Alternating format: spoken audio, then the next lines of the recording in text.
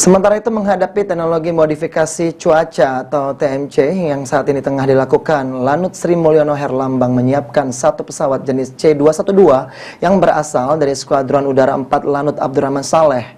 Dalam proses penyemaian garam di TMC ini, pesawat akan melakukan tugasnya 1 hingga 2 kali penerbangan selama 1 jam.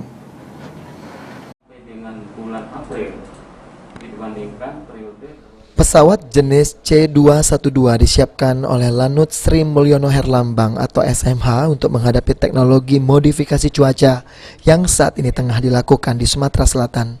Pesawat ini sendiri berasal dari Skuadron Udara 4 Lanut Abdurrahman Saleh yang beroperasi di wilayah Jambi.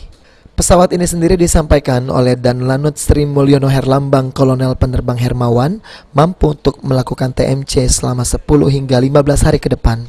Untuk proses penerbangan dalam tes modifikasi cuaca ini menurut Dan Lanut SMH bisa dilakukan 1 atau 2 kali selama 1 jam tergantung dengan potensi awan yang ada untuk dilakukan proses modifikasi cuaca. Ke daerah sasaran atau awan yang berpotensi dilaksanakan selama 2 sorti atau 1 sorti bisa dilaksanakan 1 jam tergantung dengan potensi awan yang nanti ada dan bisa kita. Dalam proses modifikasi cuaca ini sendiri nantinya pesawat C-212 ini akan membawa garam 800 kg dan disemaikan ke awan-awan Columbus yang ada di Sumsel.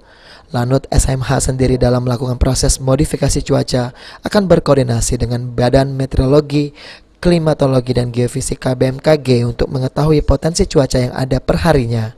Firman Hidayat, PAL TV.